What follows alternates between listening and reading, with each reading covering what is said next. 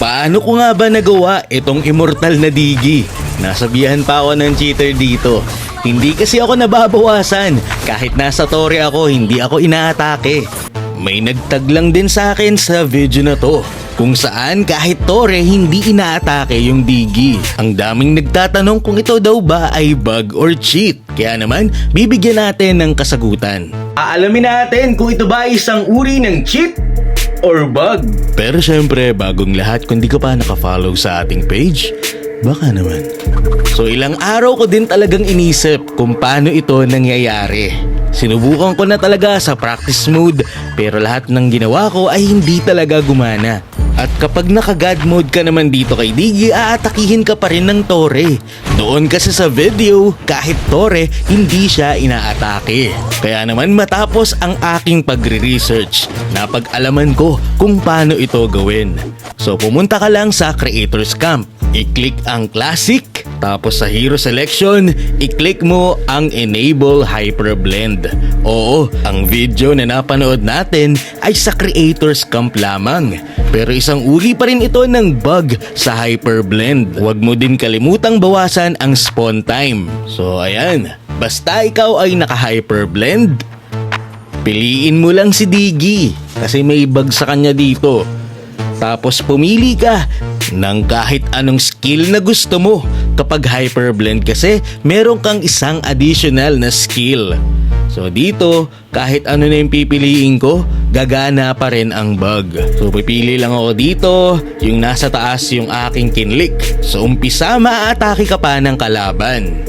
Yan, tignan nyo, naatake ko yung Digi. Pero once na ma-takedown ka na, dito na magsisimula ang bug. So hindi maipaliwanag na dahilan, hindi na maatake ng tore or ng kahit na sino pa etong si Digi. So tignan nyo dito, tataniman ko ng first kill ni Selena yung Digi, pero kahit anong gawin ko, hindi pa rin talaga mabawasan. Inultihan ko na gamit yung gourd, pero wala, hindi talaga nata-target lock. At ang madaya dito, pwede kang atakihin ni Digi. So wala ka talagang magagawa kundi tumakas. So ayun, pwede nitong gawin kung meron kayong free ticket at gusto nyong pagtripan ang inyong kalaban. So dito, ginawa ko nga so pinablik ko lang yung aking lobby dito sa Creators Camp para makapasok ang mga random players. Tapos ayan, pinili ko lang si Digi, make sure na naka-hyperblend. Tapos i-pick nyo lang yung kahit anong skill na gusto nyo para magawa ang bug. So dito, kakastart pa lang ng game, nakilala na ako ng mga kalaban.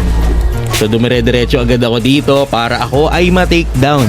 At ayun na nga, magsisimula na ang kalbaryo ng mga kalaban. Hindi na nila ako maatake dito at yung Harley tumatakbo na lang kasi wala na siyang magawa. Napakadaya ba naman talaga ng bug na to? Pero buti na lang sa Creators Camp lang or sa Hyperblend lang talaga gumagana.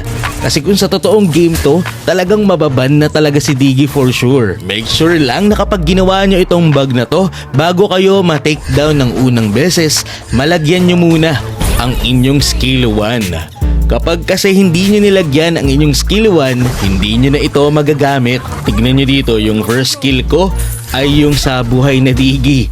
Pero yung aking second skill at ultimate ay doon sa Digi na itlog. So itong bug na to magagamit nyo talaga kasi for fun lang naman talaga ang Creators Camp. Tapos kung gusto nyo talagang mang-trip, pwede kayong mag-marksman build dito kay Digi. Kagaya ng ginawa ko dito, tumambay na lang ako sa base nila, tapos ako ay naka-marksman build, kaya wala silang magawa, kundi magpaikot-ikot na lang sa base nila.